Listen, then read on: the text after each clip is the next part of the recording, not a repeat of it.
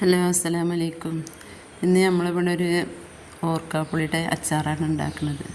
Star fruits എന്നും പറയും. നുറുക്കണ ആകൃതി ഇട്ടത് ഇങ്ങനെ. ഇത് ഞാനിങ്ങനെ എല്ലാ അച്ചാറുണ്ടാക്കാൻ നുറുക്കിയിരിക്കണം. 4 കീറാക്കിയിട്ട് ചെറുതായിട്ട് അരിഞ്ഞെടുക്കുക ചെയ്തത്.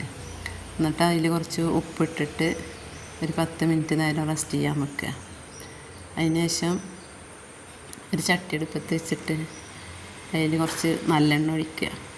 എന്നിട്ട് എൻ്റെ കയ്യിൽ കട്ടക്കായാണ്. കായം എണ്ണയിലിട്ടിട്ട് ആദ്യം ഞാനൊന്ന് മൂപ്പിച്ചെടുത്തു.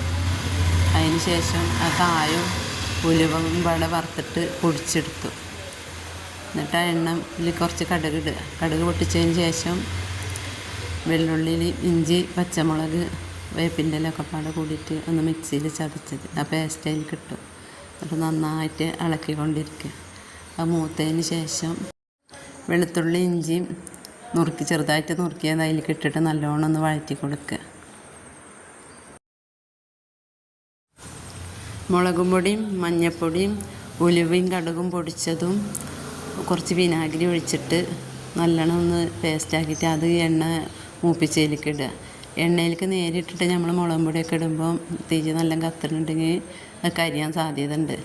അപ്പം ഞാൻ കുറച്ച് വിനാഗിരി ഒഴുകിയിട്ട് പേസ്റ്റാക്കിയിട്ട് അത് അതിലേക്ക് ഇട്ടിട്ട് നല്ലോണം ഇളക്കി കൊടുക്കുക. കുറച്ച് ഉപ്പിടുക. പിന്നെ 2 സ്പൂണ് കാശ്മീരി പൊടി, അതിലും കുറച്ച് വിനാഗിരി ഒഴിച്ചിട്ട് അതിലേക്ക് ഒഴിച്ചു. പിന്നെ ഒരച്ച് ശർക്കര. ഇത് സ്റ്റാർ ഫ്രൂട്ട് നല്ലോണം പുളിയുള്ളതാണ്. അപ്പോൾ പുളിയൊന്ന് ബാലൻസ് ചെയ്യാൻ വേണ്ടിയിട്ട് ഒരച്ച് ശർക്കര. അതിൻ്റെ ശേഷം നമ്മൾ കഴുകി തുടച്ച് നുറുക്കി വെച്ച ആ സ്റ്റാർ ഫ്രൂട്ട്സ് ഇടുക. എന്നിട്ട് ഉപ്പ് ആദ്യം ഇട്ടിക്കണം നമ്മൾ. പിന്നെ ഉപ്പ് വേണമെങ്കിൽ കുറച്ചും കൂടി ഉപ്പിടുക. എന്നിട്ട് നന്നായിട്ട് ഇളക്കിക്കൊണ്ടിരിക്കുക.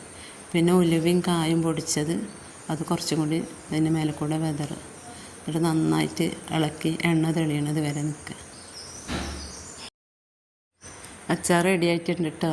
എൻ്റെ ചാനൽ ആദ്യമായിട്ട് കാണുന്നവരുണ്ടെങ്കിൽ സബ്സ്ക്രൈബ് ചെയ്യുക, ലൈക്ക് ചെയ്യുക, ഷെയർ ചെയ്യുക, കമൻറ്റ് ചെയ്യുക.